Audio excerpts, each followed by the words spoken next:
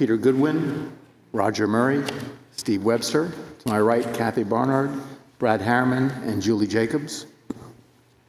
The first item on the agenda is a preliminary design review consultation for the McGee Living Trust.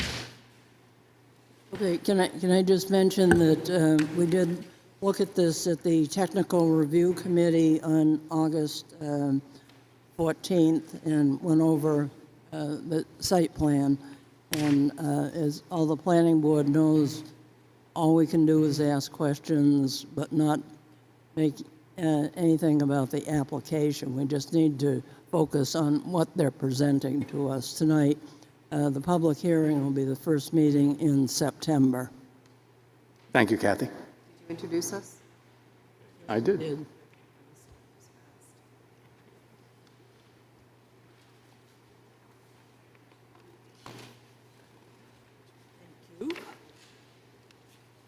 Is that updated?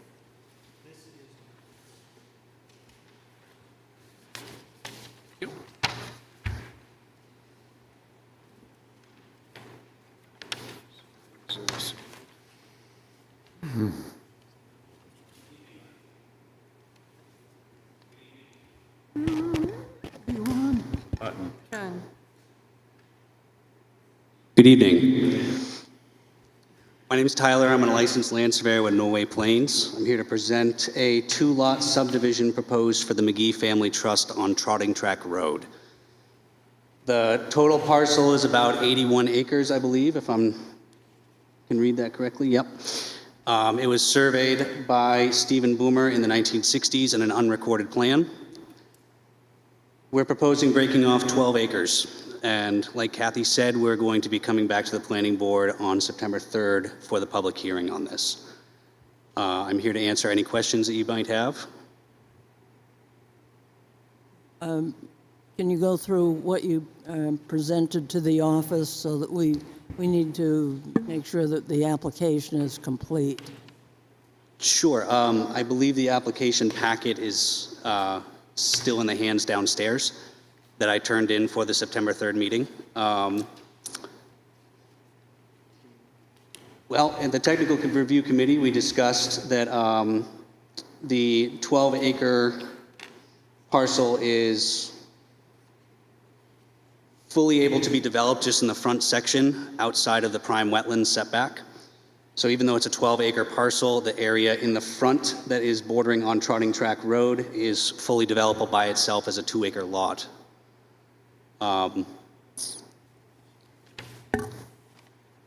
Has plenty of frontage. The remaining frontage on the lot is over 1,400 feet. What else should I be going over, Kathy? Okay, do you require any state approvals? We do not require any state subdivision approvals because it's over 5 acres. Okay, and what about the sewage and the water? It's going to have on-site sewer on on-site wells. There is no public services available on Trotting Track Road. Do you have the approval for the on-site sewage disposal? We do not. That comes afterwards. Once the person decides what size and style house that they want to build is when we actually put forth a septic system design. There has been a test pit done on the lot. The form factor, do you meet the form factor? We do. The form factor for the 12-acre lot is 30.2. Is 30.3, and the remaining land is about 18. Okay, when we talked at the Technical Review Committee, you said that the remaining parcel had a road going or some sort of an access way going over it to get to the rear of the new lot. That's correct. There is an existing skid trail with a skidder bridge that crosses the brook here. It's shown up in the upper hand corner. There's also some language on there that says proposed access easement. Mm-hmm. Oh, yes. Okay, and you've requested some waivers? That's correct. We requested several waivers, including the survey for the entire property. Since the remaining land far exceeds any sort of town standards, we have requested that we don't have to survey the entire property to try to save the McGee Family Trust some money.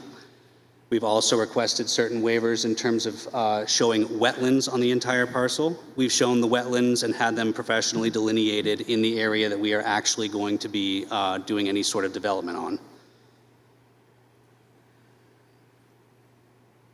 Other waivers are technical, just in terms of not showing soils and topography throughout the entire lot, which goes with not surveying the entire property. And I'm sure there was some other waivers in there. Okay, and for the waivers that you've requested, you will be able to justify them to the planning board? Absolutely, Okay. yeah. There's a section in the subdivision regulations that requires you to look at the stormwater regulations to determine if you need them or not. I believe that we have a waiver for stormland regulation design. We wanted a waiver for that because we're not proposing any new roads. We're building single-family residence, as far as I know, off of existing town Class 5 roads. And there's going to be no alteration to the current drainage system. The only question that came up at the technical review committee was whether they'd need some sort of a deed from the adjoining property owner to do the crossing to come to the back of the new lot. That is what the easement would be called for. It wouldn't be a deed per se. Yeah, It would be an easement, it would be an yeah, easement. okay. Yeah. I think that right-of-way needs to be shown on a plan. I don't think that's sufficient. There should be maybe where that'll go. The problem is, Roger, I don't know where they're going to be going. They don't have any sort of access built. It's just all trees and skid trails that are out there. So I don't want to corner them into only being able to use a 50-foot wide swath if it's not the most acceptable way for them to get up to do what they need to do at any one time. Just to be able to cross over that bridge and to get over the existing land into the back is what everybody in the McGee Family Trust has deemed to be sufficient. Well, I think you need to lay it out. You don't need to build it. I don't think it needs to be 50 feet wide, but it should be laid out. It should show that it's feasible and not go through any wetlands. Because otherwise you have if it isn't shown on a plan, it doesn't exist. And it may be in the McGee family right now, but it won't always necessarily be in the McGee family, and now's the time to address it. Yeah. What I'm worried about is that in 50 years, when they go to actually use that easement, that where we have defined it is now wetlands. Since wetlands can shift and move around, I want them to be able to use the most acceptable route for the time of the year and the time of what they're actually trying to do. I don't want them to have a right-of-way when they only want to get to the very back of the property to do something, then the right-of-way doesn't take them back there. Well, given that this is just a preliminary design review, we don't have to come up with a solution today, but just recognize that some of the board members may have a concern about that. Sure. There's also a requirement for financial surety to cover roads, water, and things of that nature. And so you'll have to determine if you think that that's necessary. Yeah, we would request a waiver for that, since there is no need for a bond, since there is no infrastructure being built that would be handed off into town hands at any point. This is all just a residential lot.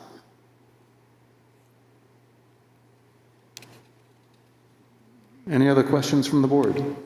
Yeah, on your topo map, there are contours shown, and I was looking at a smaller plan, but what they are doesn't seem to be shown very well. And also, what is apparently, there are also some lines here which seem to just disappear.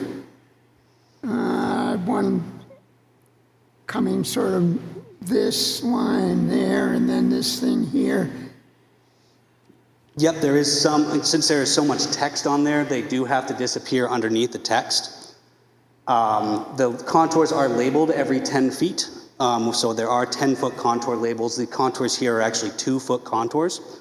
They're mostly taken by USGS state LiDAR from the Granite website and dropped on top of all of the GPS surveying that we had done out there. So, But when I looked on the building site, well, first of all, the contour lines seemed to disappear, but it was very difficult to tell what contour line represented what elevation because they didn't seem to be labeled. yep. Well, the darker lines are every 10 feet, and those ones are labeled. I didn't want to put too much text on there just because it's already a pretty busy plan.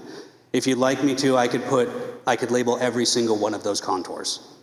Well, I know you labeled them 10-foot intervals, but where I tried to find the 590 coming in, and that maybe I found, but they just seemed to disappear. The numbering seemed to disappear once you got onto the lot, and also where the proposed building site is didn't have any contours. Right. That's because it's a generally really flat area. Okay. That's why there's such a lack of contour information there, is because it's Well, actually a if prime there's area to something build. that shows that, then that would address it. Okay. And I'm assuming there's 20,000 square feet of contiguous non-wetlands. 87,000 square feet, yes. Okay. That's why I said in the beginning that it's prime. Just if we wanted to, we could do only the lot in the front without the prime wetlands and not have it 12 acres at all. We could do a 2-acre subdivision here with the soils that are on site.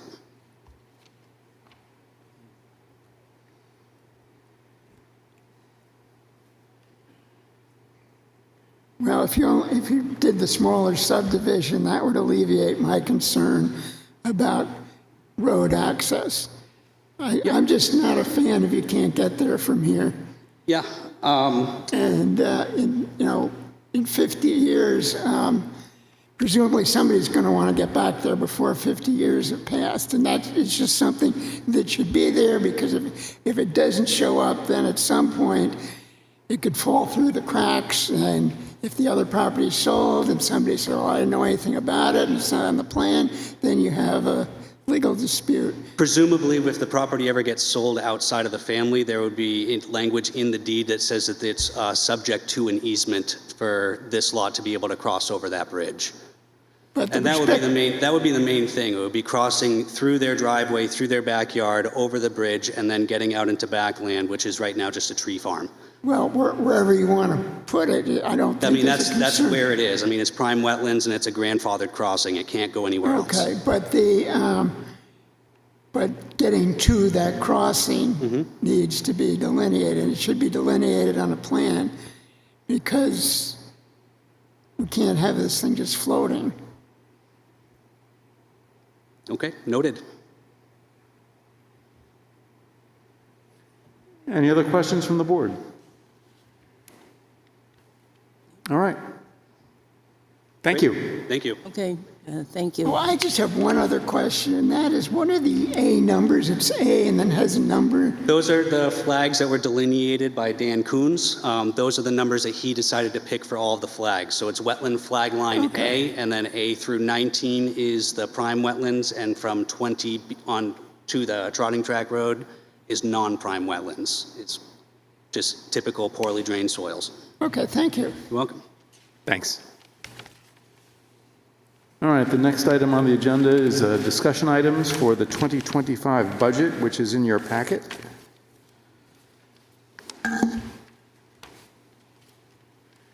Keeping in mind that we're in a default budget year, so there's not a lot of flexibility in what we can do.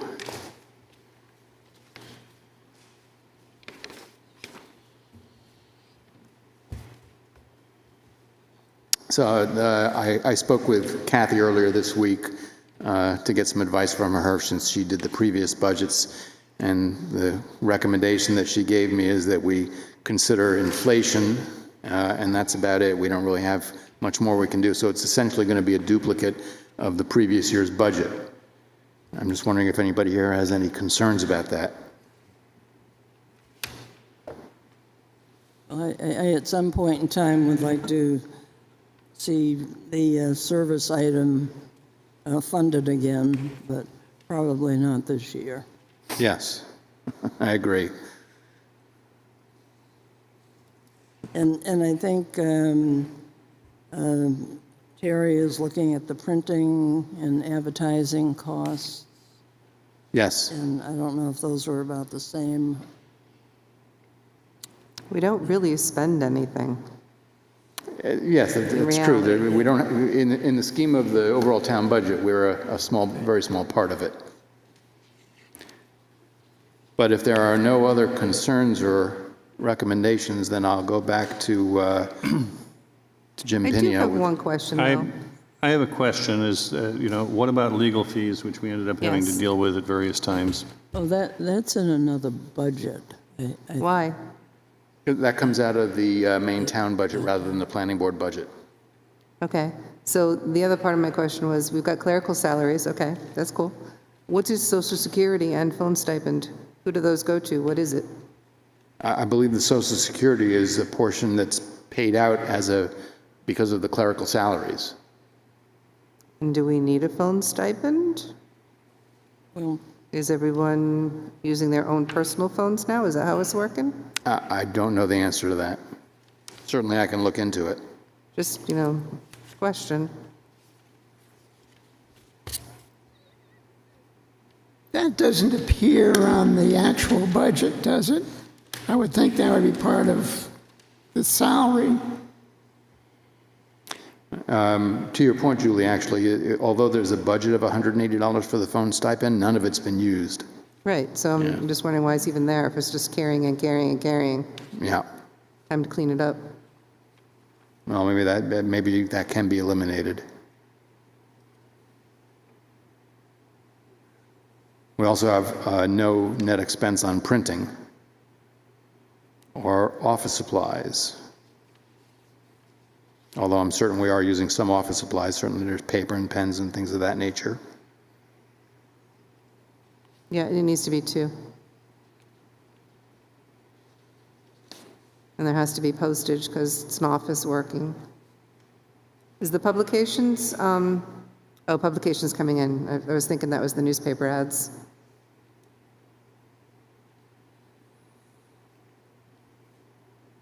That's really high for newspaper ads.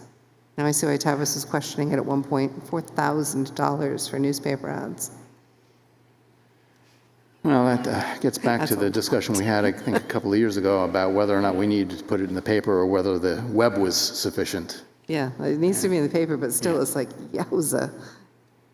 I don't think we have a lot of control over that. I know. It's just sticker shock when you see it. And that's just the ones that we do ourselves, not for hearings for applicants who pay their own. Yeah.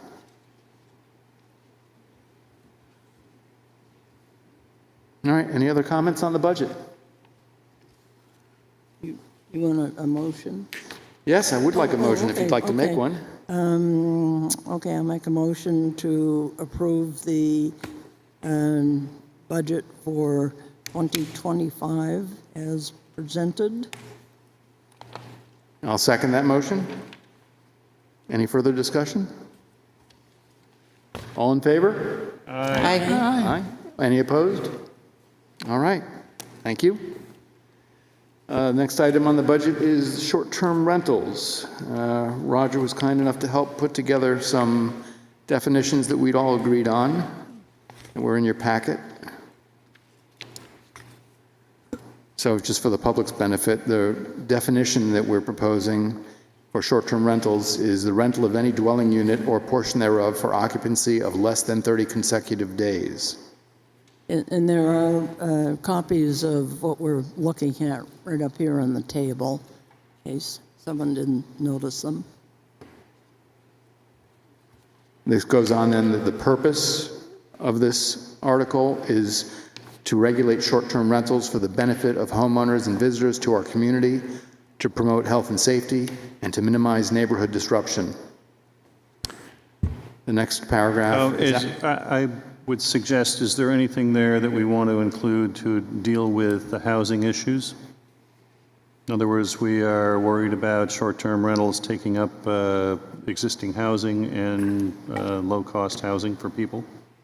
Well, Peter, I would say that certainly that's one of the intents of introducing the short-term rental regulations. I'm not sure if it's appropriate to define that goal as part of the regulation here. Right. I'm certainly open to other opinions. No, I agree. The purpose should stick to what this regulation is about. At the same time, this is one of the things that's been discussed with the fact that people from out of state or wherever they're buying stuff and buying housing, and therefore meaning that housing is not available to anybody else in town. And is that something that we want to just ignore? Or is it something that we should somehow, with appropriate wording, include in the purpose? Well, I don't think that we're ignoring it. I think that we're addressing that issue by trying to come up with some control over short-term rentals. I'm not sure that it needs to be an explicit stated purpose within the short-term rental regulation. If you'd like to come up with some potential wordings, I'm sure the board could consider it. Generally, zoning is supposed to address health and safety. It does include general welfare of the community, but that's why I put health and safety. And certainly, I think Peter is right that addressing the housing situation is one of the purposes of this, whether it needs to be in here. And a perhaps generic term would be general welfare of the community, might end up being something which could be interpreted in that mode. I'm fine with that. I'm kind of thinking, rather than add too much into the purpose statement here, is, these are all good thoughts and everything, and when we do our presentation, for the voters to look at and stuff, the PowerPoint, at that time, go into the description and the reasoning, what brought us to this point to address this, the short-term rental, and then go into, like Peter was saying, and Roger, that's, in my mind, that's the time to really expand into our process that we went through, the reasons why we're looking at these and making the changes.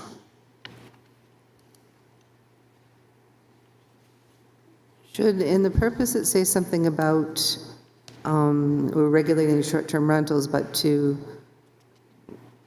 something about zoning in the right districts? Well, that's in You got that two farther paragraphs down. But is that part of the purpose as well, to keep them where they belong?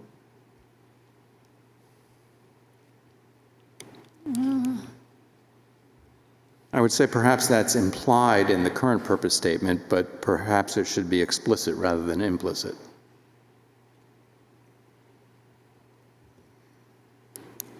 This leaves blank where they would be permitted.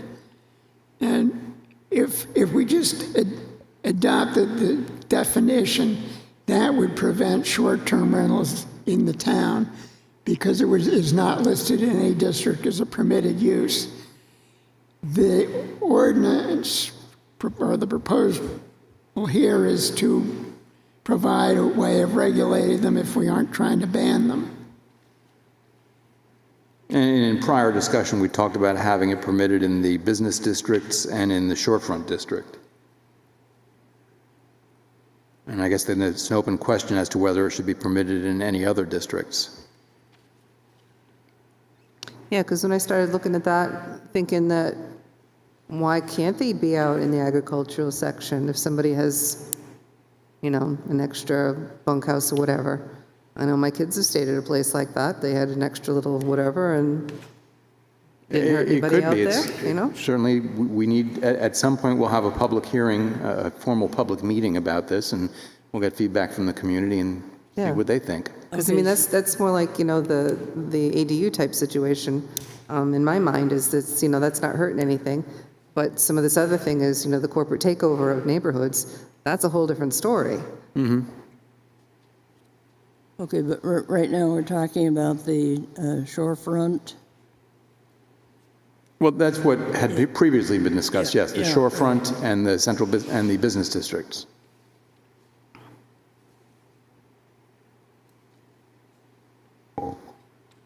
And our goal now, I think, is to get this into a format where we're ready to present it for a public meeting. Okay, all right. I think if you ended up deleting the word "and" before to minimize, and then said "and the welfare of the community," that could easily be interpreted in related to reducing, the housing glut or the housing loss that we would have from short-term rentals bought up by outsiders. I'm sorry, could you repeat that, where you wanted that added, please, Peter? You get to promote health and safety, you get rid of the word "and," to minimize neighborhood disruption and the welfare of the community. Thank How you. about general welfare? That would be fine. And general welfare. And general welfare as the last three words. And general welfare of the community, Of the which I think community. sounds reasonably nice.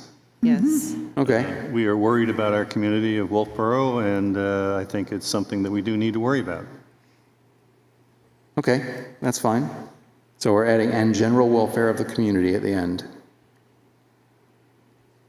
Okay, in the zoning districts, we're just going to leave that blank for now? Well, until- we'll get there in a second. Okay. Let me do the next paragraph, which is, where specific development requirements are addressed in this article, they shall supersede any other town regulation.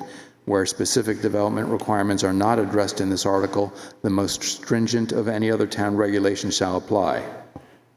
Does anybody have any concern with that?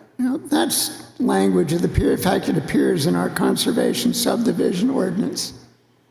And I think a couple of other places. Yeah, I agree. It's essentially a boilerplate language. I just want to make sure we check it. And we'll leave that as is. And the next is zoning districts where permitted. Short-term rentals shall be permitted by special exception in the blank zoning districts. And so we need to agree on what we want that to include. So certainly I expect we'd want it in shorefront and business districts. And should we include any other districts?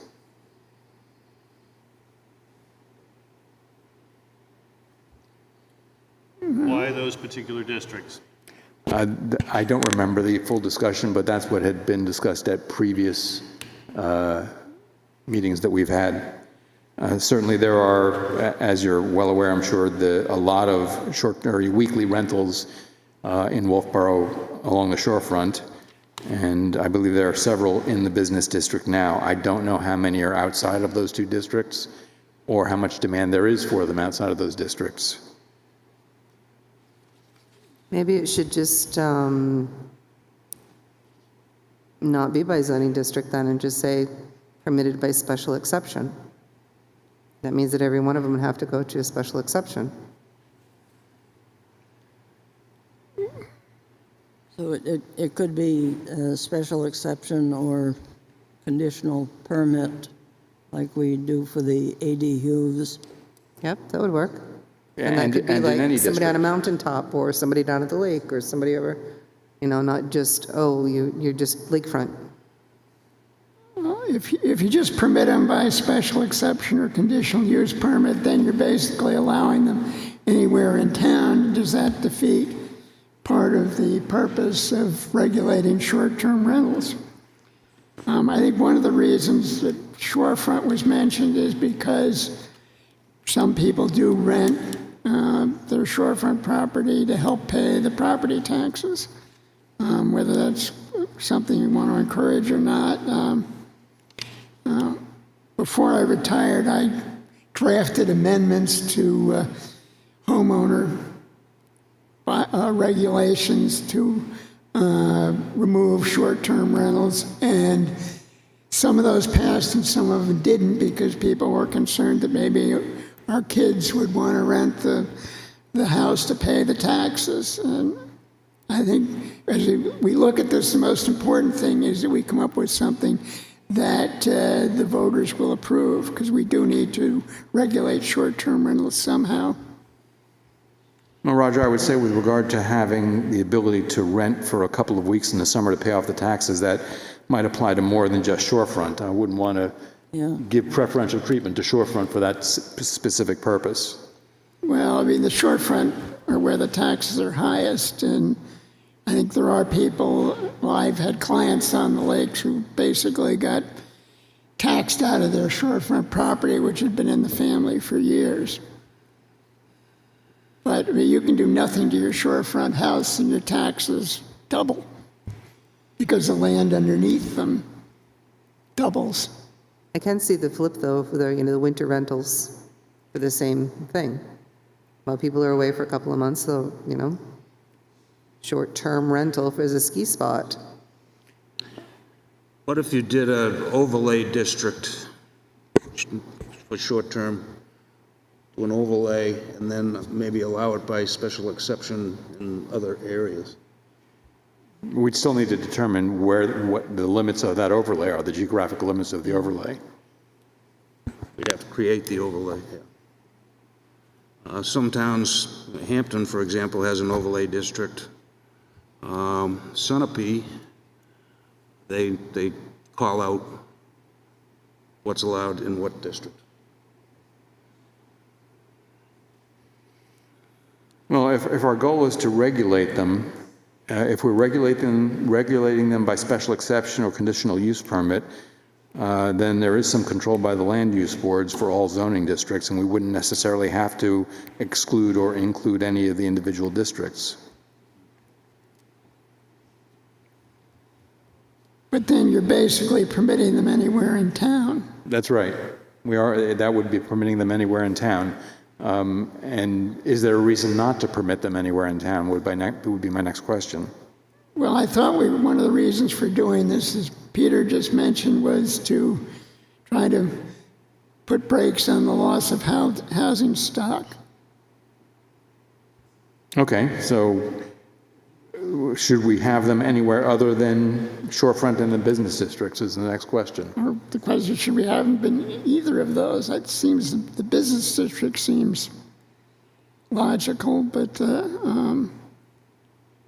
mean, the big complaints have come from specific neighborhoods. I'm sorry? The big complaints are coming from specific neighborhoods that are being overrun, that are not waterfront, Right. and they're not downtown. Yeah. well, this would regulate the ones you're talking about. Right, having it everybody. Each thing would have to come in, and like, well, why are you trying to buy up the neighborhood? It would kind of be turning over the rocks individually.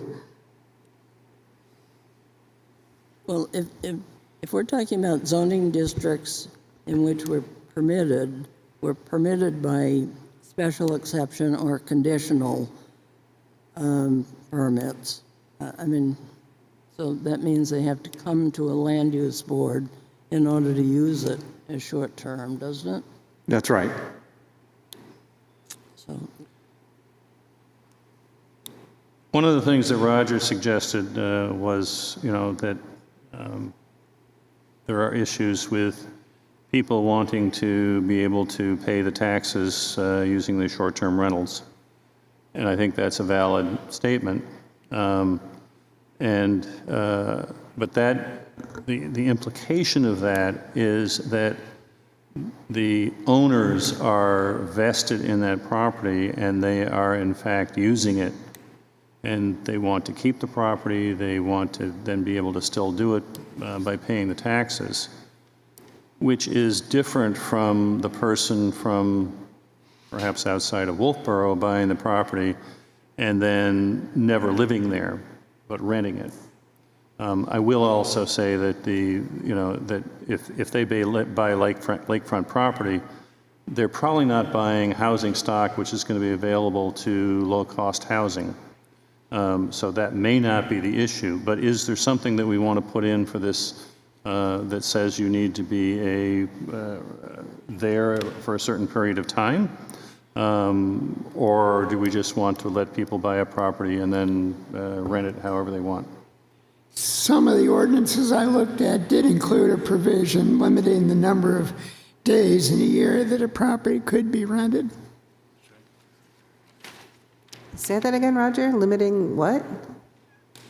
some of the ordinances included language that limited the number of days that a property could be rented, which meant that somebody from Texas couldn't buy a house and just have it as short-term rentals. There would need to be an owner who was using the property. There's people now that live out of state that rent their income, their business or just the houses. They don't live here, but they're renting them as a business. So you thinking to curtail that completely? So you'd have to actually live here and be at the house? That would only apply if they were renting it for less than 30 consecutive days. This only addresses those types of rentals. I think Roger's answer is that yes, it would curtail that if it was meant for short-term rentals. It wouldn't apply to longer-term rentals. Right. And then how are you going to know? Enforcement is another challenge, issue. yes.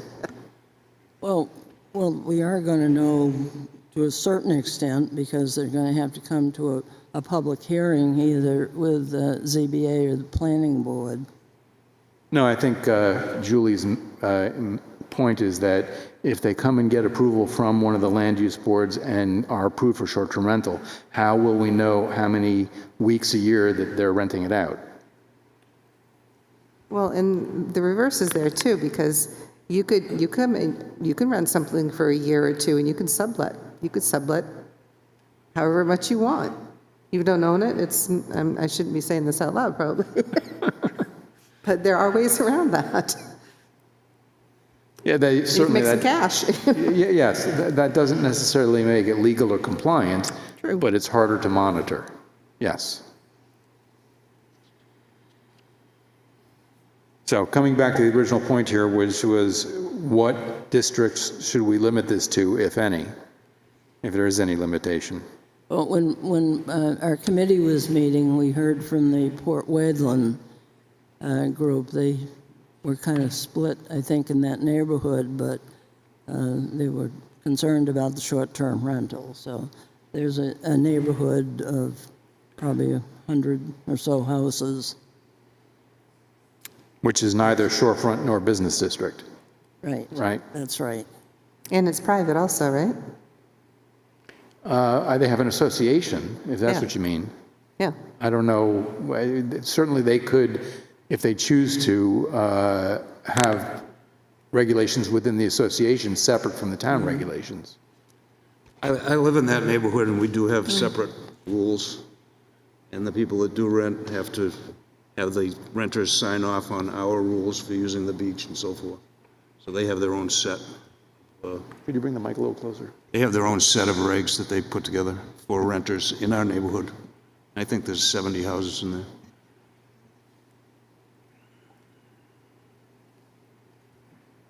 So my suggestion is that we fill in that blank with business districts and shorefront districts unless somebody has a different suggestion. I guess I am, initially I was saying business and shorefront was just fine. But I believe that, I have stayed at VRBOs, Airbnbs, and not all of them are on the shorefront.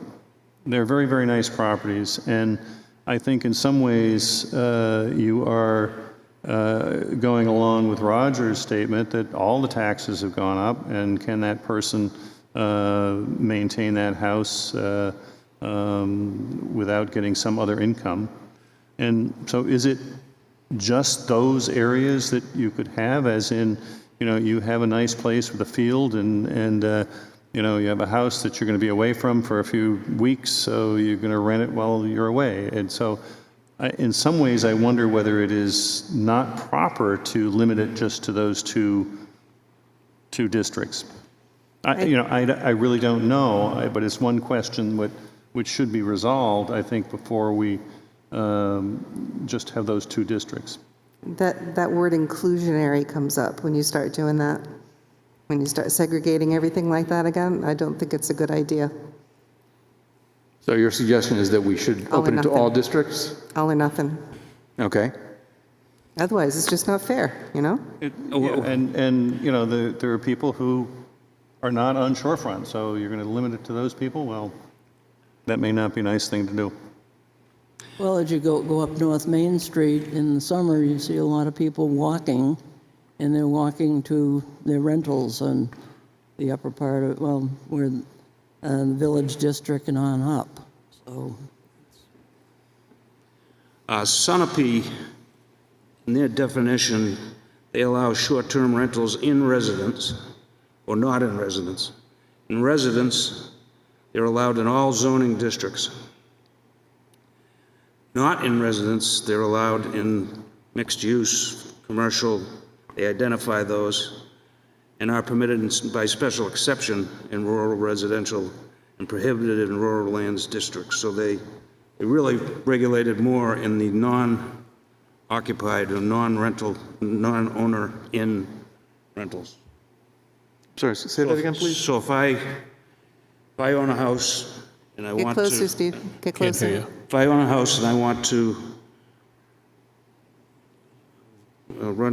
lease it out, so to speak, the regulations are different because I own the house and I stay in the house.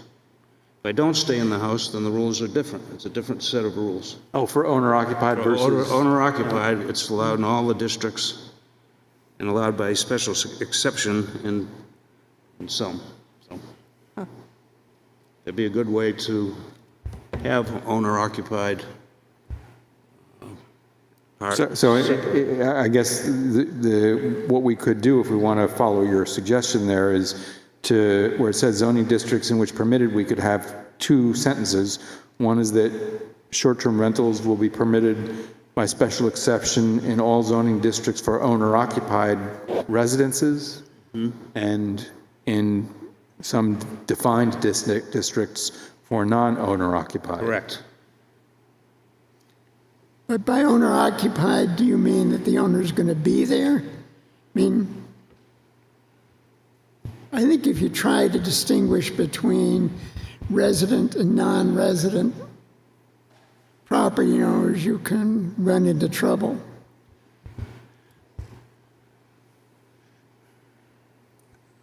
And perhaps another way to attack that is to limit the number of weeks or months a year that rentals could be done in, let's say, the shorefront and business districts, and make it more open in other districts, or vice versa. Rather than doing it by owner occupied, you just do it by the number of weeks. But again, there's going to be a problem with monitoring and enforcement of that.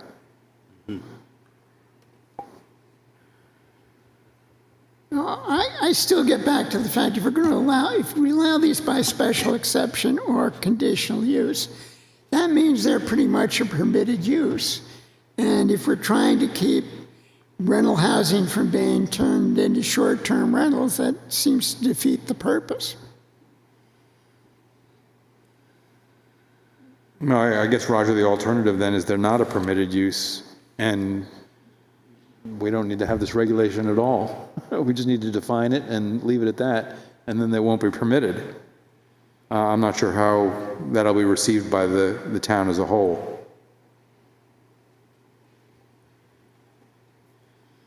No, I'm not suggesting they be allowed nowhere. I mean, I think we want to look at where we do allow them, and as I previously said, it's a lot easier to expand than it is to contract. Yes, certainly.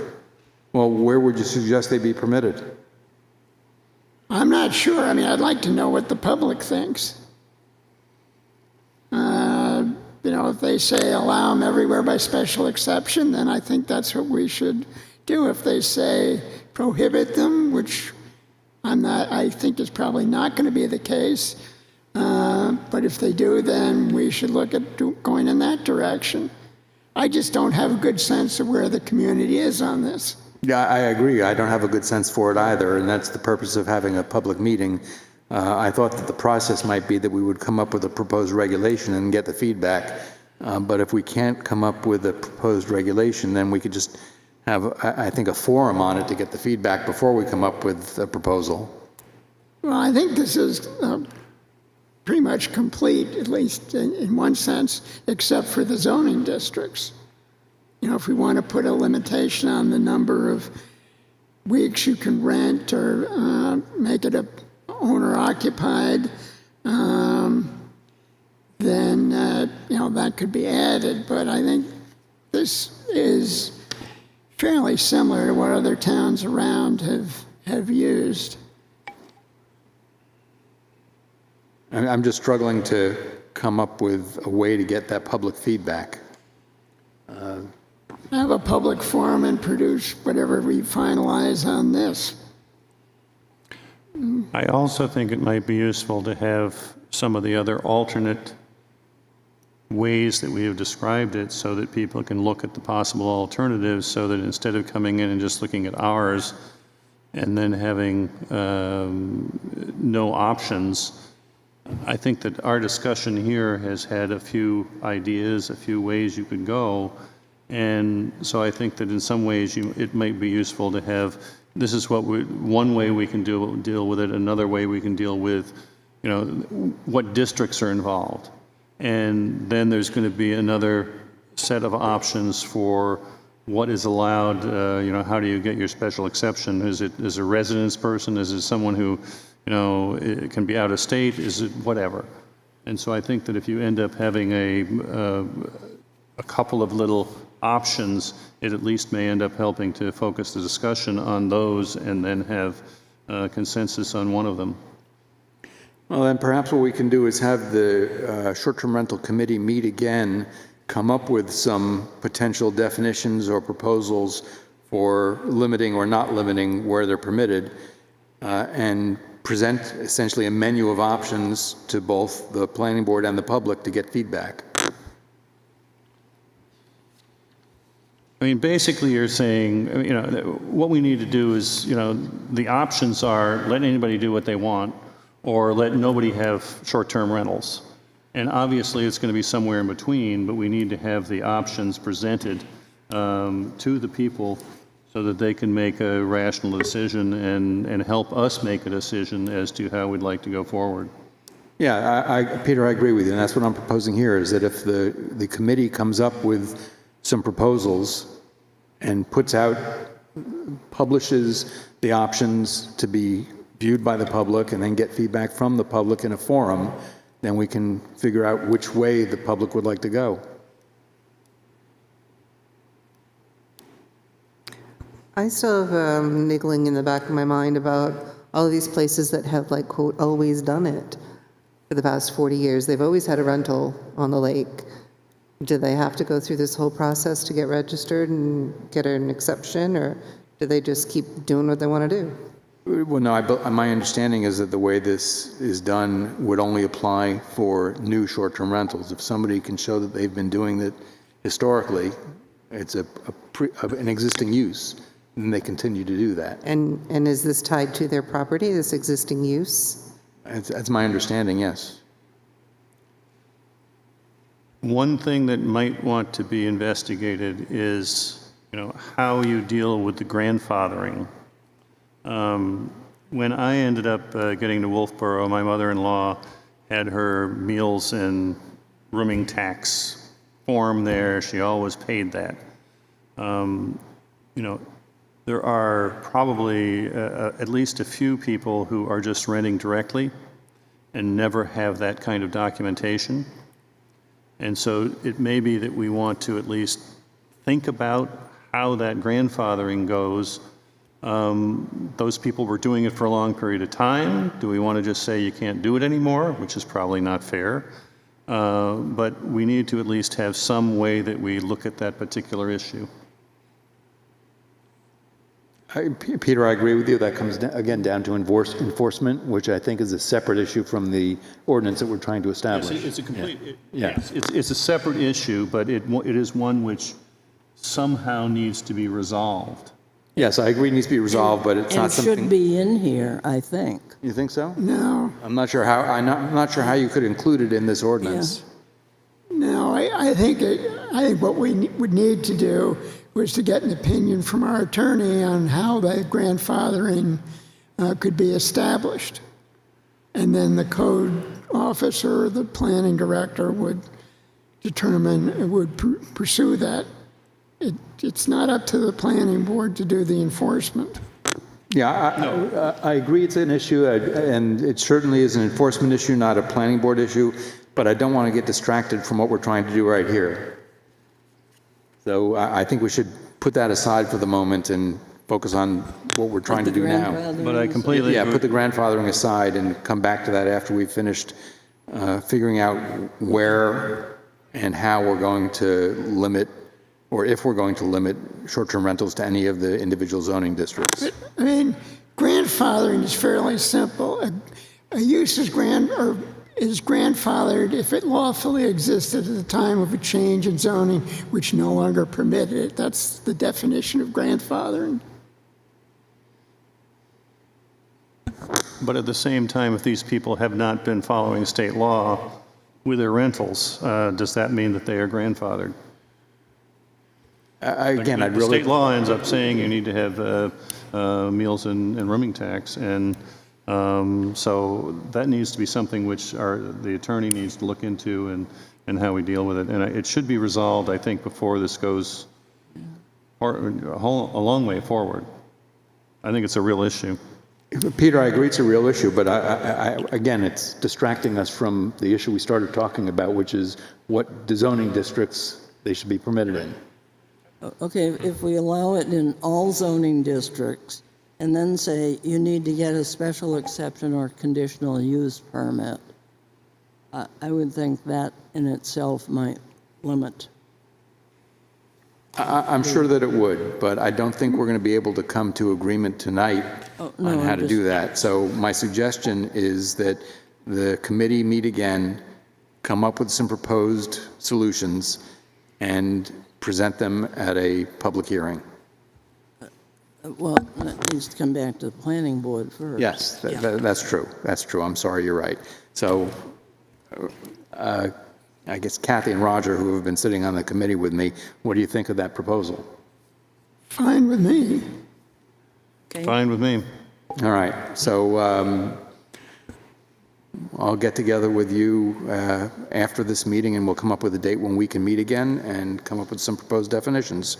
Okay, well, what about some of these other things? Because I thought those were good. I mean, starting, down at the bottom of the page, A1 and 2. I mean, people don't have any problems with those items, do they? No, and I hadn't finished going through the page. Yeah, okay. All Yeah. right, you're gonna do that. So I'm just looking at the zoning districts we're going to put aside. Okay. The next is criteria for approval.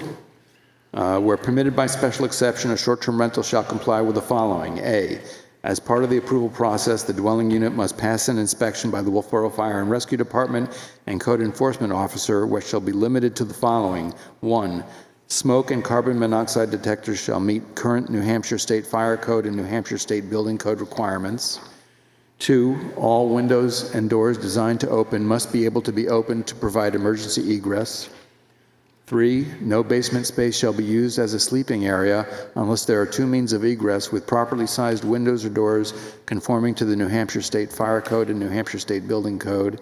And 4, a functioning fire extinguisher shall be visibly installed in any kitchen area. Does anybody have any comment on that paragraph A? Just that we didn't get that. We only have page 1. Not on the back? No. Really? They sounded good, though. All right. I would add that there is also compliance with the state tax law. That's in here. Good one. They have to apply for it at least. So Peter, I guess you don't have the back of the page either, but a few paragraphs down, it does address the tax law. Second, we've got the back. is the back of mine. Yeah, Are they, remember? Pass them down. You didn't read that. we've got complete copies over here.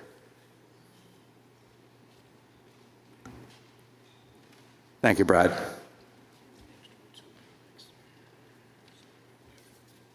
There you go, Peter. You're very I'm sorry, the packets weren't properly prepared. It happens. So, if you could please take a look at paragraph A, the 4 points there, and let me know if you have any concerns about them. Smoke windows and doors.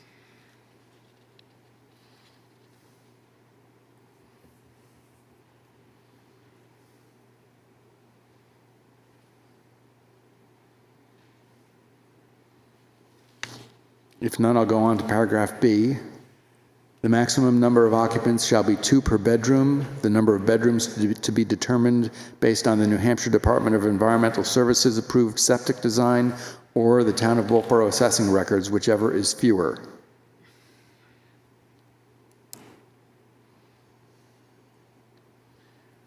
Paragraph C.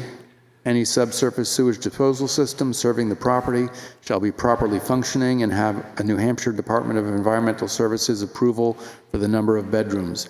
For systems without such an approval, an evaluation by a New Hampshire septic system evaluator must be performed and a current New Hampshire DES approval obtained for a system to be installed in the event of a system failure.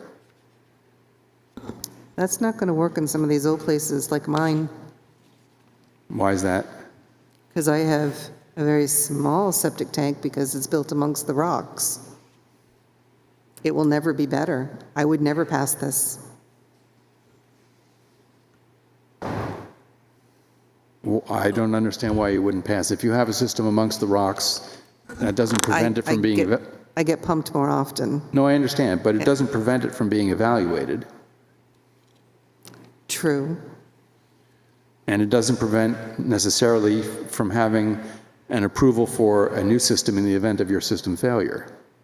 You don't have to install the new system. We're not going to broach that question. That one just seems like a big lift. Well, I think it's important, I do too. right? We need to include something associated with a property which is on town water and sewer. It says any subsurface sewage. Okay. So the subsurface sewage disposal system would be town system? I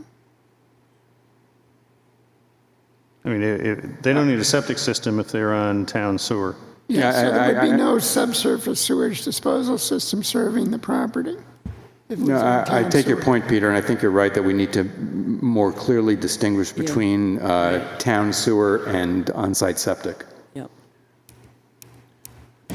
Well, I think B kind of addresses that indirectly here by saying that maximum number of occupants shall be 2 per bedroom. Number of bedrooms to be determined based on the NHDES approved system or the town of Wolfeboro assessing records.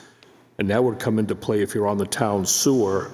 It's going to be, they're going to have the number of bedrooms there because they've paid the, the hookup fees and everything for that. So that ties it into the number of bedrooms being on a town system right there. So It might be written more clearly for the reader. As I read it now, listening to what you say, I completely agree that it's covered. right, But it might be better if we could say it in a get some better language in there. Yeah. manner, clear it up. Peter, I think to address your concern, which I agree with for paragraph C, you could replace any subsurface sewage disposal system with any on-site sewage disposal system. I would just start off with at the beginning, say, for properties not served by municipal sewer, any subsurface seems to me to address it. Yeah, it would. Yeah, I agree with you, Roger. That's a good way to start it out.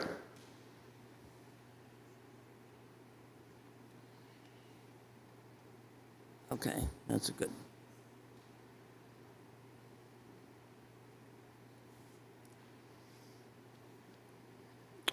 All right, paragraph D, the property must be in compliance with the current parking requirements of Article 22 of this ordinance.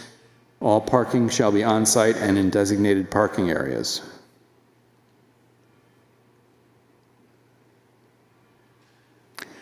Paragraph E, the property owner shall submit proof of a current New Hampshire room and meals tax license identification number.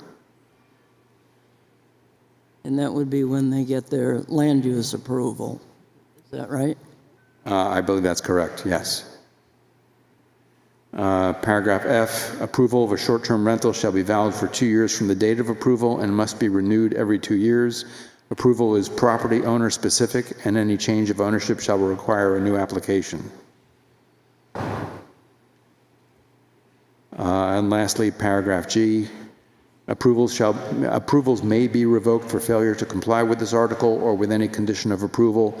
If revocation occurs, the property owner may not apply for reinstatement for a period of 1 year. And then there's a asterisk at the bottom that this foregoing does not address road access, water supply, trash removal, number of days in a year a property can be rented, owner occupancy, requirement of a contact person, incidental camping, or fees, some of which other towns do address. The revocation provision may need additional work. So those are certainly things we need to look at, and the number of days and owner occupancy is something we previously discussed this evening.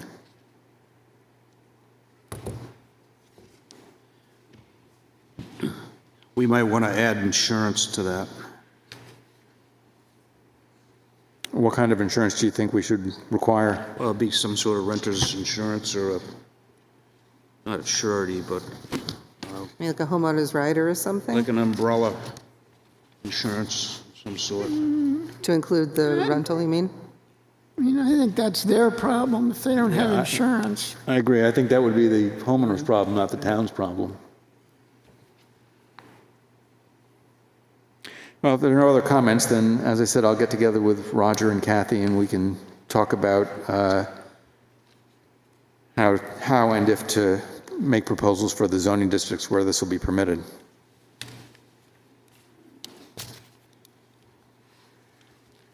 All right, can we move on? Should we come back to the second meeting in September? Yes, Yeah. that's right. We'll do this second meeting in So this will September. be on the agenda for the next That's work right. session. That's Okay. right. I'd just like to say that the Committee on the Short-Term Rental has really provided us information to make good discussion, and I will also appreciate their efforts to make the changes that have been suggested. And so I think those people are doing very good service for the town and our board. Thank you for your comments, Peter. The next item on the agenda is other business. The first thing we'll talk about is the household hazardous waste facility, and I believe Sarah's here to talk to us about that.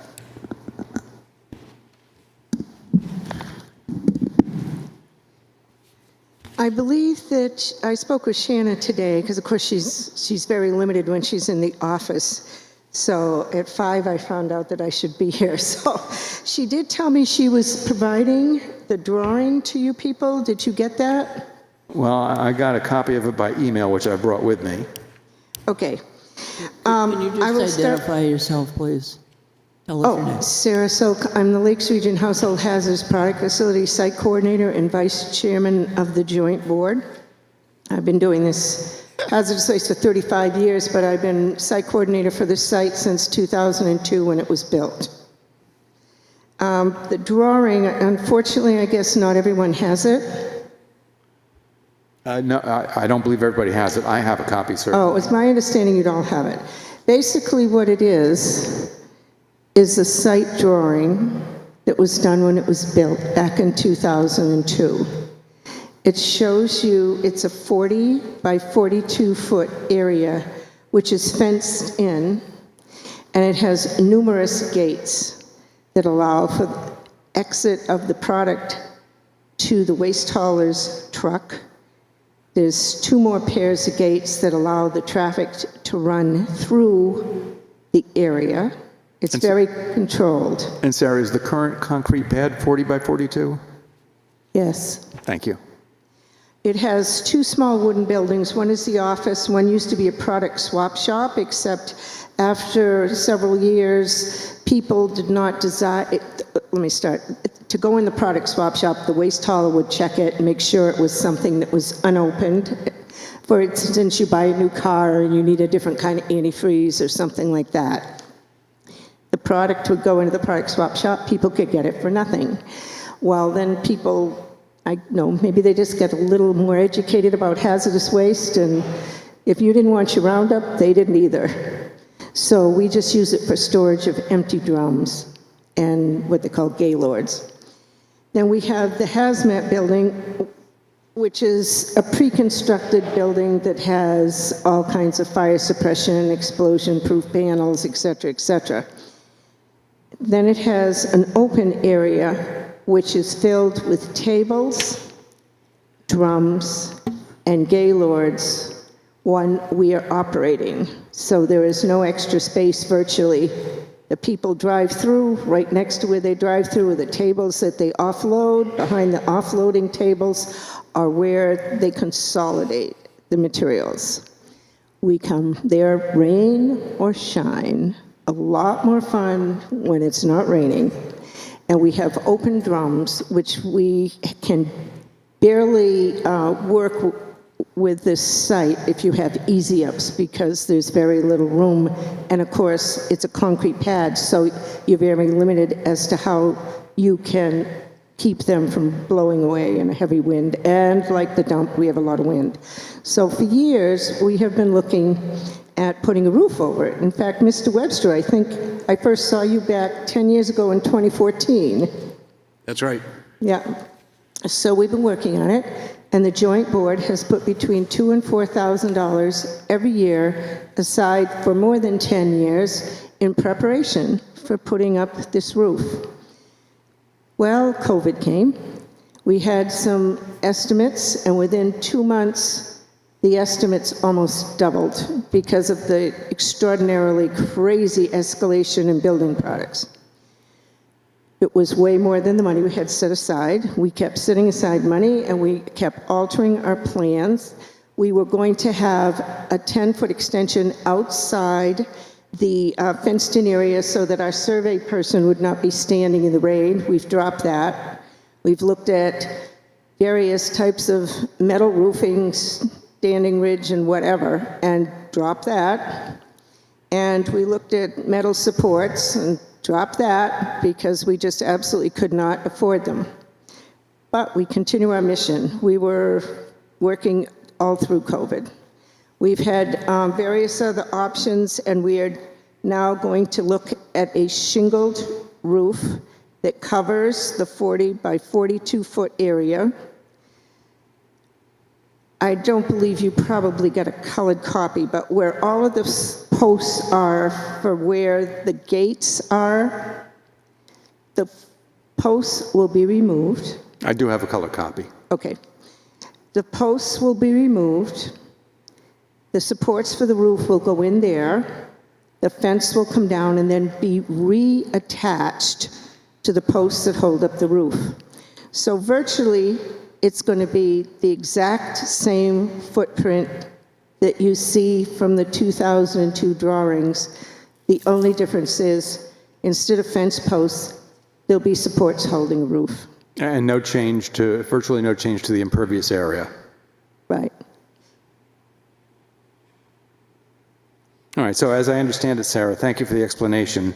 The reason for this coming up as an issue this evening is that according to RSA 674-54, government land use includes development of land owned by a town or city for any public purpose. However, written notice must be given to the governing body and planning board for any proposed use that constitutes a substantial change at least 60 days prior to construction. And then the select board and the planning board have the option of conducting a public hearing for non-binding written comments relative to the conformity of the proposal to applicable land use regulations. Yes, and to date, we had a meeting on the 7th with the Wolfeboro Board of Selectmen, and then on the 14th, the Board of Selectmen and Steve Randall and, of course, Brad from Public Works were there.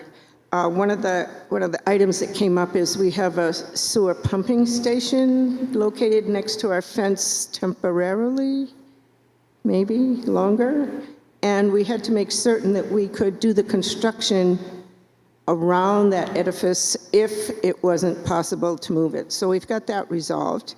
And on the 7th of August, I did pick up a building permit. This is a joint endeavor between the towns of Alton and Wolfeboro. The building permit has been handed over to the chair of the joint board, which is Alton, and it's Ryan Heath. He will be going to the Board of Selectmen for a second time tomorrow. I will not. At 7 o'clock in the morning, I am headed for 2 weeks vacation up next to the Canadian border, and was supposed to be packing the trailer tonight. But some things are more important than vacation. I'm sorry to have interrupted your vacation planning. No problem. Shayna kind of surprised me, but we do have information that was sent to us by the town manager. When I say us, LRHHPF, and the recommendation is that the Board of Selectmen authorize the town manager to sign the contract for the construction work. We have a 10-year agreement that specifically says who signs contracts for what. The whole area is on Wolfeboro Town property, but it's jointly owned entity. But the property is owned by the town of Wolfeboro. So we are here with Shayna's last-minute instruction to come so that we could make sure that we had fulfilled all of our obligations for notification to the various boards. We like to set a good example. Thank you, appreciate it. And so this is formal written notification, we received it, thank you. Okay. And now I'd ask the board here if you are interested in having a non-binding, a public hearing to generate non-binding written comments. And if so, we could do it at the next meeting. No. Go ahead, please. I would be interested in having a plan that shows what you're doing, which I didn't think that one did. The contract and the plans, we have plans for the structured trusses and all that are coming together. And I'm not sure if Ryan will have all of that to present at the Board of Selectmen or not, but of course we have to have the plans in order to get the building permit. Let me ask this question. If we go on and ask her to come back and do those talk after she goes on vacation, when do you need to start construction before snow to get it If the done? contract is signed by the Board of Selectmen, well, through the Board of Selectmen's approval by the town manager, the trusses will arrive on the 3rd of October. They cannot start construction until I am open the 3rd Saturday of the month, May through October, and do 2 satellite collections in Alton. They cannot interrupt my site until after the 3rd Saturday of October. We have usually almost 150 households show up in that one day because it's the last one. I have to say I had 130 some odd that just showed up last Saturday. So we're a busy site. So we can't start until after the 3rd week of October. And according to the contract, it must be done before inclement weather. So just to be clear, we have written notice now more than 60 days in advance. So that doesn't stop you. And the public hearing that we could conduct is for non-binding comments. So whatever we say, positive or negative, does not necessarily impact their schedule. Okay, Plus, there's plenty of time, just to have this come in September for the hearing and public input on it. And Yeah. I just hate to see that, she had to come back, wasted some time coming back, that this would be a stumbling block and things didn't happen in order to get it done, now that it's almost there. No, I understand, but our hearing would not impact her schedule. As long as it doesn't. No, I'm telling you now it won't because it's non-binding. And we also have a policy that even though the town doesn't have to submit for public hearings, it is kind of a policy for all projects within the town to come in for this type of hearing. Kind of a courtesy that all the departments have done for all the projects that they do in town here, and it's a good policy to continue on, I believe. So, and we'll be able to fit it within the guidelines that Sarah would need to get this thing done in October, and so. So my suggestion would be to have a public hearing, hopefully it'll be short, and to do it at a time when Sarah's available. And when the plans are here? Yes. Yeah. When would this public hearing take place? Well, let me look at my calendar here. So you're going to be gone for a couple of weeks, so I would expect it would be the 17th of September. What about the first meeting? Will the plans be ready by then? No, to answer Kathy's question here about the first meeting, I don't want to do it at the first meeting because I don't expect Sarah will be back from vacation. Correct. That's why I'm suggesting the second. Yeah. Yep. And we're also having to go before the Board of Selectmen again, so this is going to be discussed on many different levels. So, and I don't know if the Board of Selectmen are going to have a hearing on it, because they don't meet till tomorrow. Right. And that's my concern. I would say that if the Board of Selectmen were going to have a hearing, it's certainly not necessary to have 2 hearings, but I wouldn't want to impose on them or for a decision today. They can't make it today. I would say let's tentatively plan on a hearing for the 17th. If the Board of Selectmen choose to have their own hearing, then we don't have to have ours. Okay. But we don't have to make that decision tonight. There's plenty of time to notice it properly. Okay. Can I just make a quick comment? When I talked to Shanna, originally, a week ago, I was asking her if we were going to have to go to TRC. And the TRC date, it was kind of screwy because the TRC date for their meeting, the next one would be like 9/11. And if they determined that for some reason I did have to go to a public hearing, the date for getting on a public hearing list is the day before, 9/10, which seems, she was looking at the chart that hangs on the wall by Terry, and I just wondered if anyone had ever noticed that if you go to one meeting and determine you need to go from TRC to the planning board, you've actually missed the date for notification by one day. And maybe they should take a peek at that calendar. That's a good suggestion. Maybe the TRC should be moved a couple of days earlier, Possibly, or at least to outside the notice period. yes. Okay, thank you for that. But I don't have any, I'm on the ZBA, I have no experience with the planning board, and I never knew that until she was trying to point that out to me. It could perhaps needlessly prolong the process. Indeed. I wonder whether, it is necessary to have a non-binding public hearing, which therefore has no, would not be able to change any particular way that things were going. So I wonder whether that is really an important thing. I would suggest that the town is doing due diligence. The Board of Selectmen have looked at this. And in this particular case, there's no change in the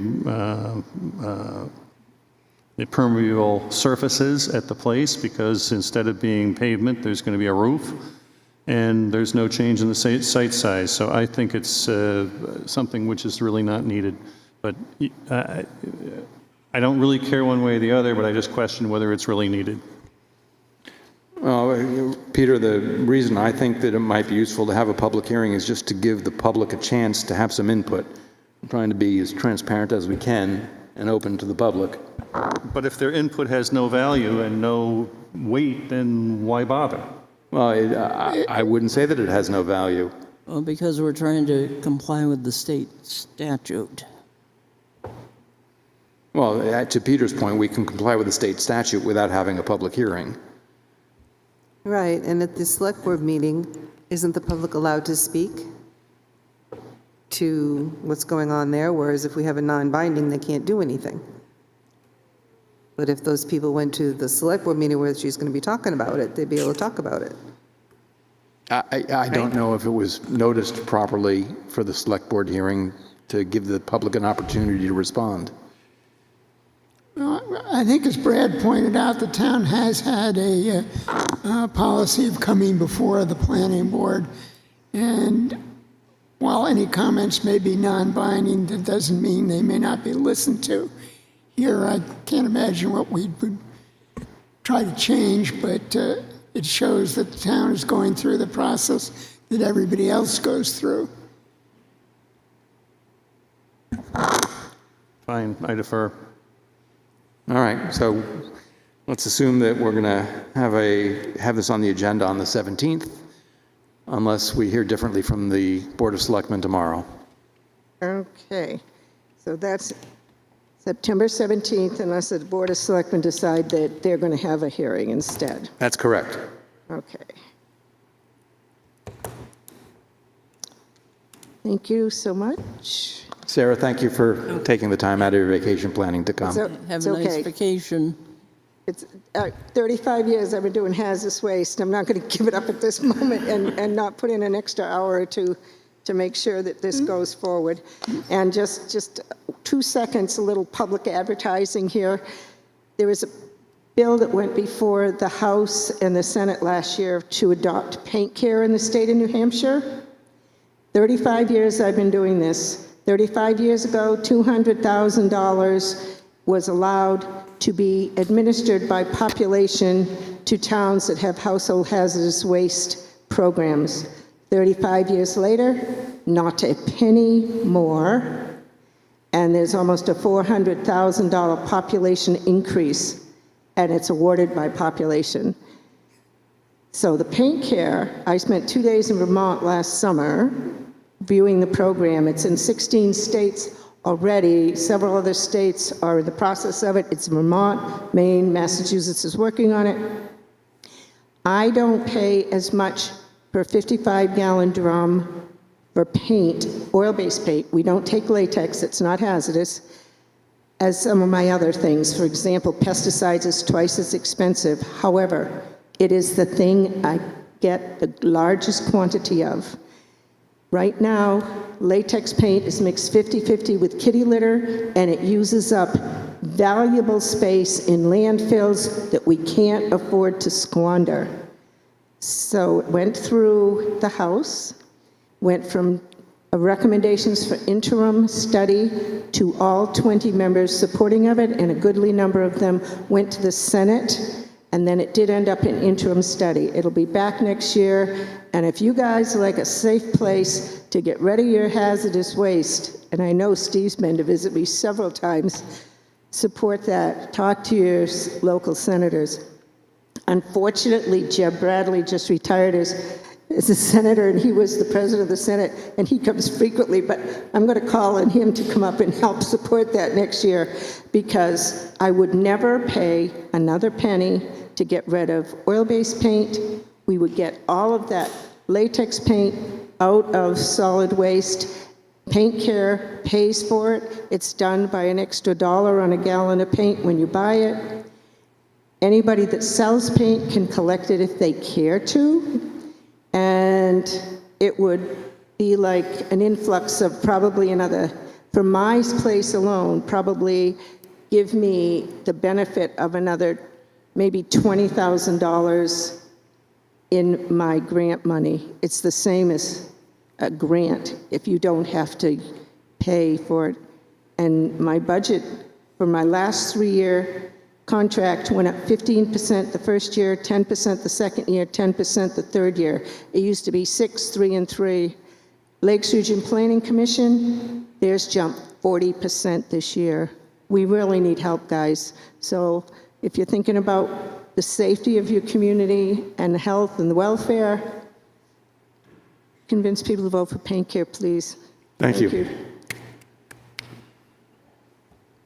All right, next item on the agenda is, I have one item of other business. Yes, we're still on other business. Go ahead, Roger. We're entitled to 2 representatives at the Lakes Region Planning Commission.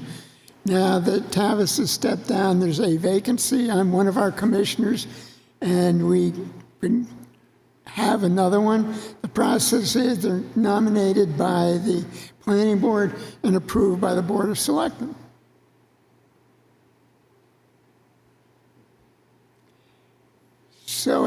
audience don't all jump up at once.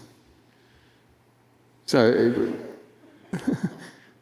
Roger, I believe you were one of the representatives already, is that Yeah. right? Yeah, and so we need to replace one, is that right? Yes. Yes. And is anybody here interested in taking up that seat? All right, we will have to revisit that, and maybe when we have the full board here, we'll get more volunteers. Roger, why don't we bring it up again at the next meeting and after people have had a chance to think about it? And I'll see if I can do some campaigning in the interim.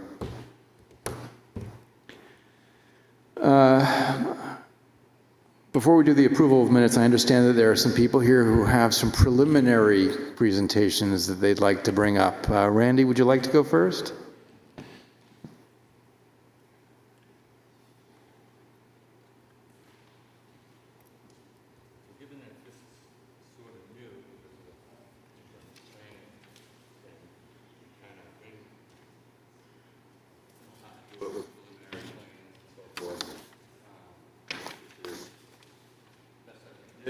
Kind of winging it. Just winging it. Well, what it means is,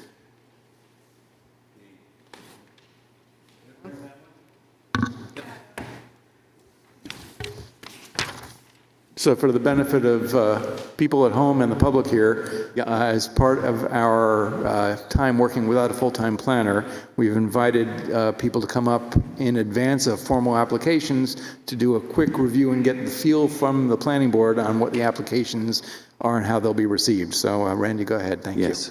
Randy Tatro, Norway Plains for the applicant, and as the chairman put it, this is a preliminary, non-binding discussion to get input from the planning board before we submit to the planning board for a formal application, and before we go to the TRC for department head input.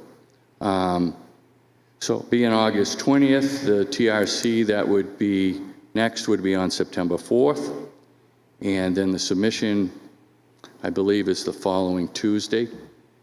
Yeah, and so what Sarah was saying has been that way for a long time. It just depends on when you're going to submit, because submission dates are on Tuesday and the TRCs are always been taking place in the morning on Wednesday. So depending on if you can't hit if you're not ready to hit the TRC before that, you get in that bind with the 1 day difference.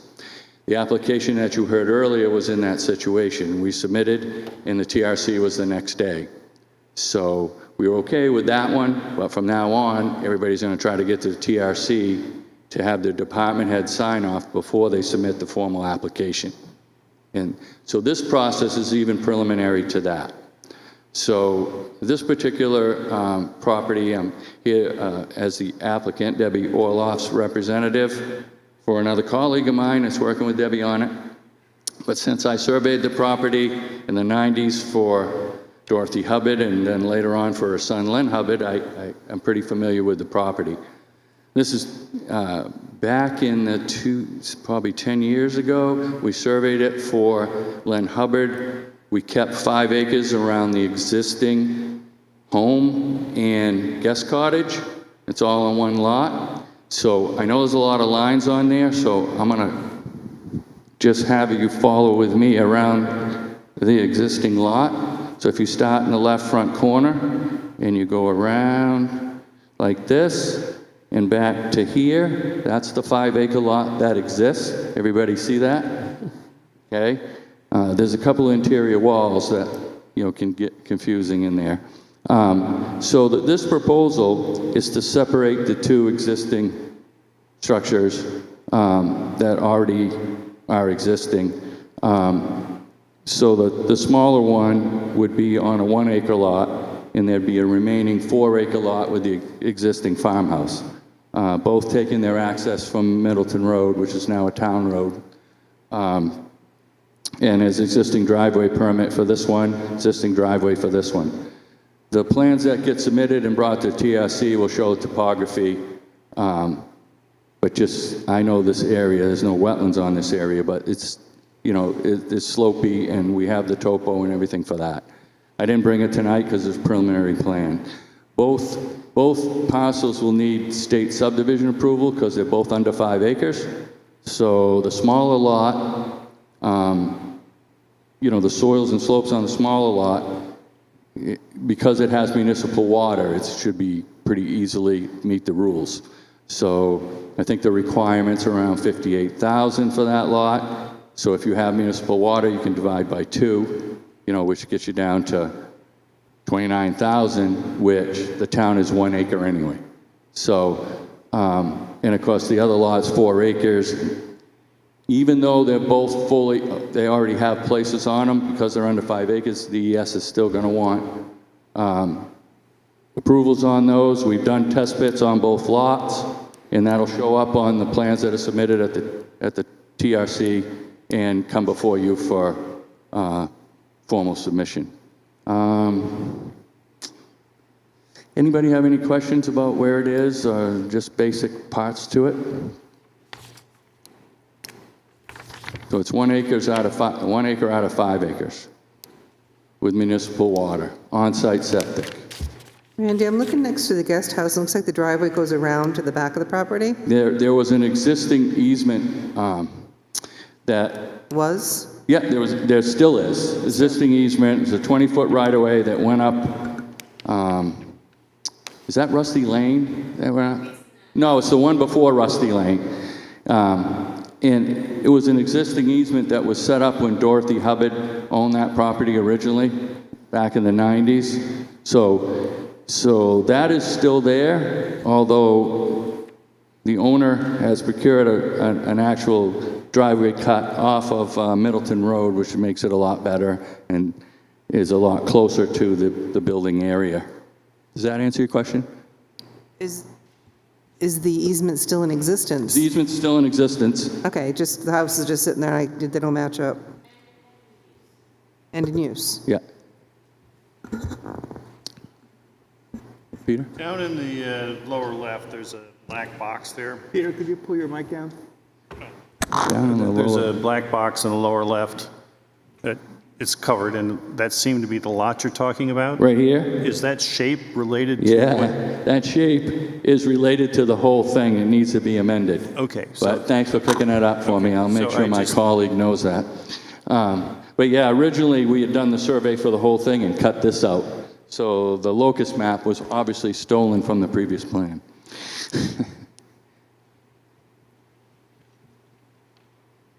And there's a couple other little marks like this thing up here, which I don't know if it's the center of the universe or what, but it's a little mark. So again, they're preliminary plans that were kind of scrambled to get here to meet this new situation. So there'll be a second sheet that'll have the topography on it and stuff when you get the formal submission. Kathy? You look like you had a question. And again, single-family lots, you don't want to get into short-term rentals, so discussion. The smaller lot meets the design standards of the subdivision regulations? Yeah, there's because, Roger, it's Group 3 soils, C slope, so it gets you around 58,000, which you'd normally need, which is more than an acre. The town zoning's an acre, but because municipal water cuts it. So that's how it meets it that easily, yeah. And the access drive doesn't disappear for a stretch in the back? This one? Yeah. Yeah, because it's slopey, I mean, it's- no, there's a You don't blank- have topo, so you can't see that, but, But I mean, no, it comes up and then there's a gap and then it picks up again. oh, it's because of the text. Similar problem you had I'm originally. looking on the back. Yeah, it's the darn CAD. If we can move that out of there, we can leave the driveway the way it is. And it's going to be even a little more busy when you add the topo lines to it. So the total parcel area is up here, and then the other areas are in here. And, so there's two ways of looking at that. You either put that right in the middle of the lot so that everybody can see it and knows the area. But if you do, then that covers up some of the other information. So they call it text masking, and it takes everything underneath away. So it'd probably be actually better to just show, Lot 1 remaining area and put the other information on the other side. But I'm here to tell you, when you go to some boards, they want to see it the other way. So that's why the driveway doesn't show in there, Roger. Randy, I think he's talking about the upper left corner of Yeah, that. upper left corner. Oh, up top here? Behind the house, behind the septic. Yeah, and I think that's because that I don't know, does that connect up there? Yeah, yeah. We'll reconcile that. I didn't know if that connected or not. Again, the driveway is new, and the old one went to the camp right in front of the little cottage before. So well, I'll take a look at that, make sure that's reconciled before the final.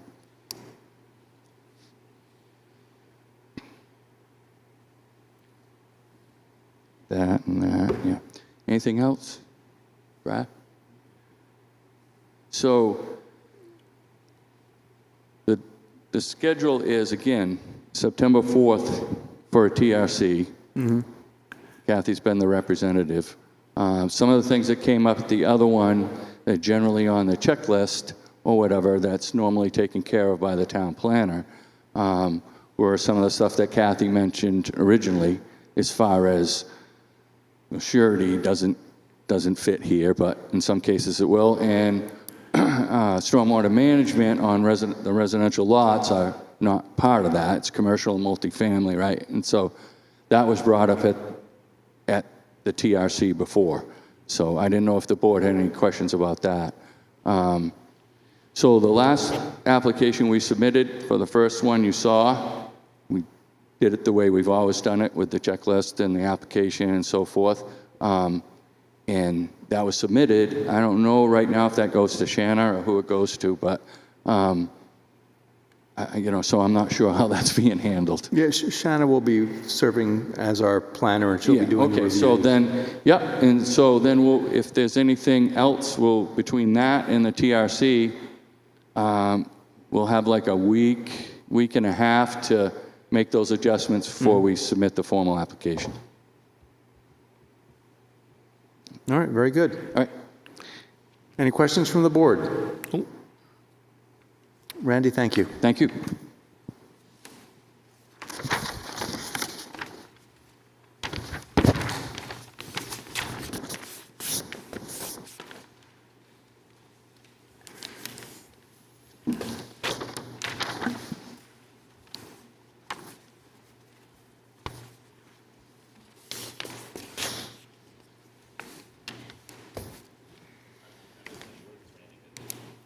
Oh, man. Going to see the whole crew today. Thank you. Thanks.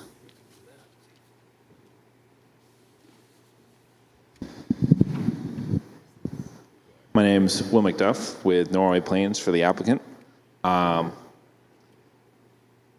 We have a proposed boundary line adjustment on New Garden Road. An existing 3-acre lot and an existing 5-acre lot. And the goal is to cut 2 acres off the back of the 5-acre lot and merge it with the 3-acre lot. Both of them have existing dwellings on them, septics, wells. The proposed lot meets form factor, not that it's a really screwy shape at all, but thought I would check through that anyway. Don't have a whole lot else to say about it, so if you have any questions, I can certainly answer them.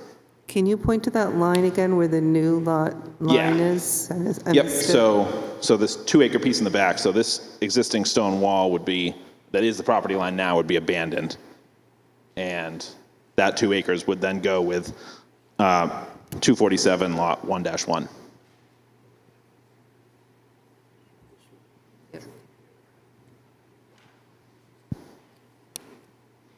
Checking. Can you explain why this is being done?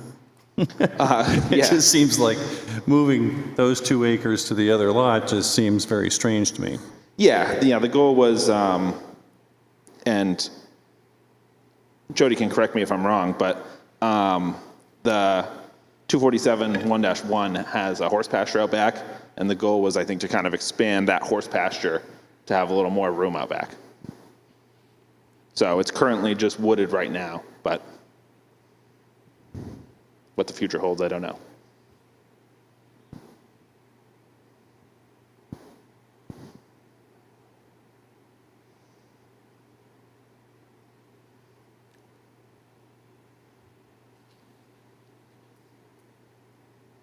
Looks pretty straightforward to me. Yeah, I figured it was pretty cut and dry. Yeah. Any questions from the board? So I believe we'll plan on being on that same September 4th TRC meeting to submit the September to end as well. All right. Guess that's it. Thank you. Perfect, thank you. You can have it. Get a new one later. Are you throwing it away right now? All right. If there's anybody else from the public, I guess not. Mine's We'll move on to the minutes. not getting down again. First item is for amendment of the approved minutes from July 2nd. I'd like to add a statement as a new first paragraph to read, Tavis Austin stated he spoke with the Planning Board Council regarding the above-noted application and proposal, noting council opined that the Planning Board does not have the authority to act on the application. That's currently midway down page 2. No, this is going to be the first paragraph I in didn't bring section 3 of the minutes, which is the first public hearing for Richard Tomowski in Watertown Village. So are you suggesting taking the language out of the middle of page 2 and moving it to the top? No. I think that's what you just read.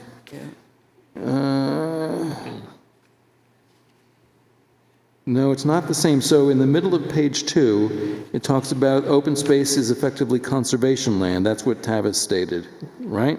No. Am I looking at the wrong place? Yeah, Tavis stated he spoke to Planning Board Council regarding the application. I don't see that on page 2 in the copy I have. Am I looking at the wrong thing? There were a couple of July 2nds. So, in the middle of page 2, I see a paragraph reading, Tavis stated he spoke to the Planning Board Council regarding the application. He stated the open space is effectively conservation land, noting the conservation subdivision regulations require conservation land to be permanently restricted. Is that what you're referring to, Roger? Yep.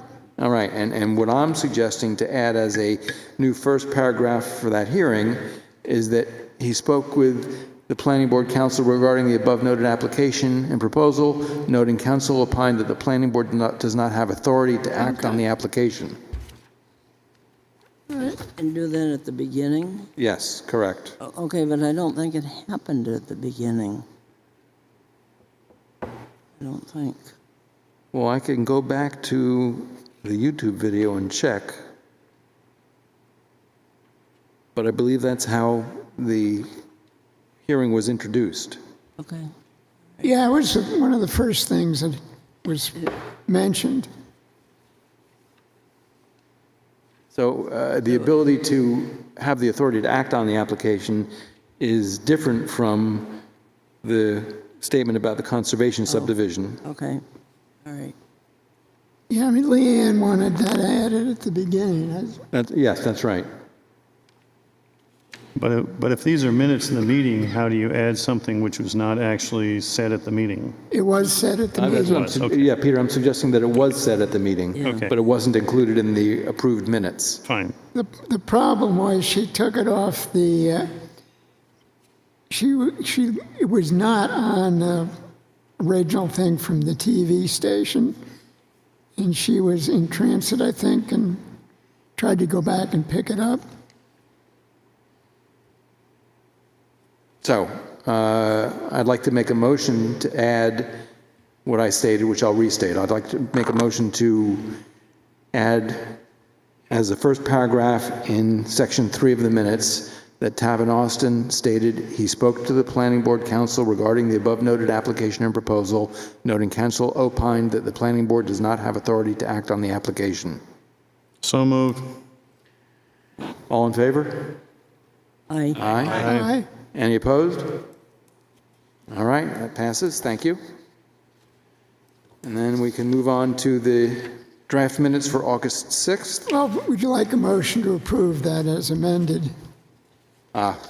Thank you, Roger. Yeah, And I'll make that motion. okay, I'll second it.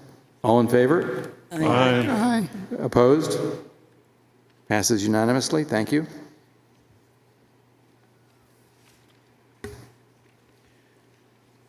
And then we have the minutes from August 6th. I'll make a motion to approve those minutes. Second. All in favor? Aye. Opposed? That passes unanimously. Thank you. I'll make a motion to adjourn. Second. All in favor? Aye. Aye. Opposed? Thank you. Okay, now.